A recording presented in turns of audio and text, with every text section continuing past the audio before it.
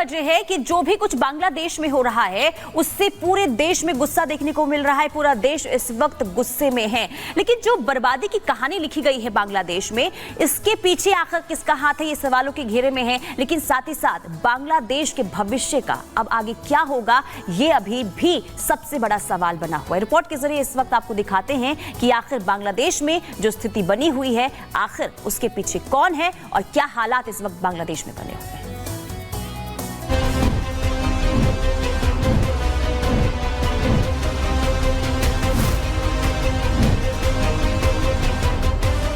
ये तस्वीरें शर्मनाक हैं।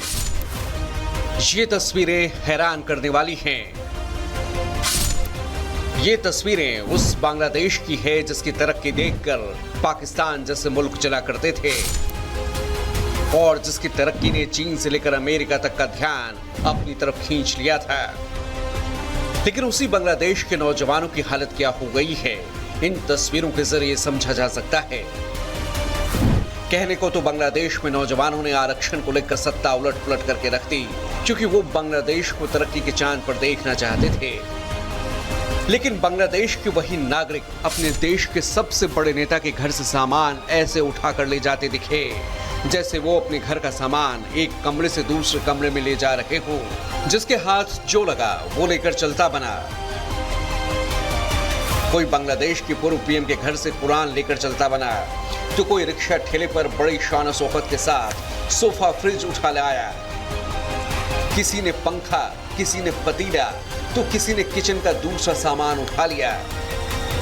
एसी, वॉशिंग मशीन जैसे सामान की चोरी की वजह तो समझ में भी आती, लेकिन आरक्षण पर आसमान सिर पर उठाने वाले नौजवान उठाई गिरों की तरह पुराने टायर से लेकर पीएम हाउस से साड़ी तक पर भी हाथ साफ करते दिखे। हद तो ये हो गई कि बांग्लादेश के पूर्व पीएम के कमरे से ये लोग उनके अंतर वस्त्र तक उठा ले गए। आमतौर पर इस तरह की तस्वीरें सिर्फ पाकिस्तान से ही आती थीं, जहां भ्रष्ट नेताओं के चलते फटेहाल जनता कुछ भी करने पर उतारू नजर आती थी। लेकिन बांग्लादेश से ऐसी तस्वीरें आना वाकई दुनिया के लिए नई बात थी। हालांकि अब जबकि पूरी साजिश से पर्दा उठ चुका है, बांग्लादेश के संकट में पाकिस्तान की नापाक हरकतों पर लगभग मोहर लग चुकी है, तो अब लोग इस बात को लेकर राहत महसूस कर रहे हैं कि अच्छा हुआ बांग्लादेश की पूर्व पीएम यहां से निकल गईं, वरना ये लोग उनकी जान भी ले सकते थे। एक महिला होने के तौर पर हिमाचल के मंडी से बीजेपी सांसद भी ये तस्वीरें देखकर हैरान रह गईं और उन्होंने अपनी चिंता भी जाहिर की। हमारे भारतवर्ष के सिवा अगर आप देख लीजिए, हर कोई देश विश्व में ऐसा है जो ग्रसित है, चाहे वो रशिया, यूक्रेन हो, अमेरिका में यहाँ तक कि प्रेसिडेंट पे दिन दहाड़े गोलियां चल रही हैं। इस तरह की जो है, इस तरह का वायलेंस जो है, आपने देखा शेख हसीना जी को और उनके कपड़ों को कैसे उछाला जा रहा है। अगर वो वहां पे रहती तो उनके शरीर के टुकड़े ऐसे हवा में उछाले जाते। दरअसल पाकिस्तान की कठपुतली बने बांग्लादेश के आर्मी चीफ जनरल वकार उस जमाने जिस रास्ते पर कदम बढ़ाया, उसकी मंजिल यही है, जहां आर्मी जनता का हक मारेगी, विदेशी मुल्क दौलत लूटेंगे और जनता यूं ही सड़कों पर उठाई गिर का काम करेगी। Bureau report, Republic Bharat. और बांग्लादेश में खराब होती स्थिति पर लगातार भारत सरकार की नजर है। इसको लेकर के बाकायदा मीटिंग्स भी हुई और आपने देखा कि विदेश मंत्री डॉक्टर एस जयशंकर ने भी क्या कहा। लेकिन मंडी की अगर बात करें तो वहां से सांसद ने भी कुछ बयान दिया है। बिल्कुल, देखिए हिमाचल प्रदेश के मंडी से सांसद हैं कंगना रनौत, जो बांग्लादेश में स्थिति बनी हुई है वो उससे परेशान है। आपको बता दें कि कंगना रनौत ने रिपब्लिक भारत से बातचीत की है, खुलकर बातचीत की है। क्या कुछ उन्होंने कहा है, आपको सुनवाते हैं। रामराज का आपने जिक्र किया है, बांग्लादेश की स्थिति पे आपने ट्वीट किया है।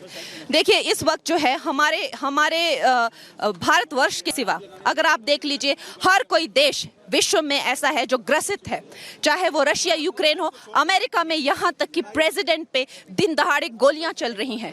इस तरह की जो है, इस तरह का वायलेंस जो है, आपने देखा शेख हसीना जी को और उनके कपड़ों को कैसे उछाला जा रहा है। अगर वो वहां पे रहती तो उनके शरीर के टुकड़े ऐसे हवा में उछाले जाते।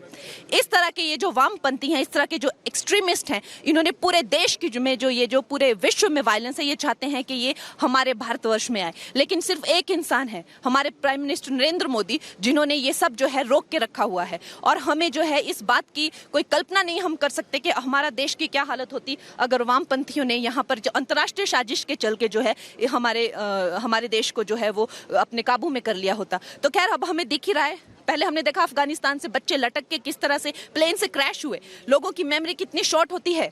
लेकिन जब लोग मैं भी एक बात कहना चाहूंगी कि जब लोग वोट देने जाते हैं तो एक शराब के लिए बोतल के लिए जो है वो बिक जाते हैं। लेकिन जब हमने देखते हैं कि जब जहाज से लोग जिस तरह से गिरते हैं, नीचे गिरते हैं, और कल देखा कि किस तरह से एक प्रधानमंत्री आपकी जो रह चुकी हैं, आप उनके जो हैं वो इनर वेयर को उछाल रहे हैं, उनके पर्स को उछाल रहे हैं। आपको शर्मिंदगी होनी चाहिए। और आप कहते हैं कि वहां पे डेमोक्रेसी आपने स्थापित की। ये वही प्रधानमंत्री है जो कुछ महीने पहले डेमोक्रेटिक इलेक्टेड, जिन्होंने लैंडस्लाइड विक्ट्री जिनको मिली थी। तो पूरी तरह से सरेआम जो है वो कत्ल हुआ है लोकतंत्र का। और जिस तरह से ट्रंप पे गोलियां चली, सरेआम कत्ल हुआ है लोकतंत्र का। और यहाँ पर भी जो आप देख रहे हैं कि अभी अयोध्या में भी एक जो है जो हमारी शेड्यूल कास्ट बेटी है, उसका जो है सरेआम रेप होता है, 12 साल की बच्ची का रेप होता है। लेकिन जो है जो पॉलिटिकल पार्टियां हैं, जो इन अंतर्राष्ट्रीय साजिशों से जुड़ी हुई हैं, वो पॉलिटिकल पार्टियां उसको जो डिफेंड करती हैं, ये हम देख सकते हैं। मुझे लगता है वोटर्स को जागरूक होना चाहिए।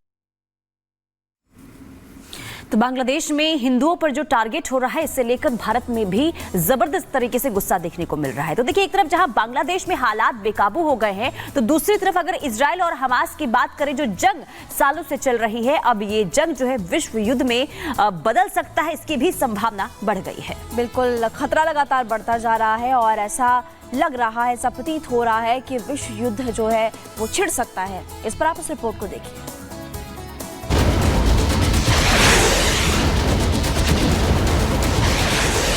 हिजबुल्लाह ने इजरायल पर किया हमला, कई इलाकों में रॉकेट की बौछार, दक्षिणी लेबनान से किया हमला। इजरायल और हमास के बीच चल रही जंग किसी से छिपी नहीं है।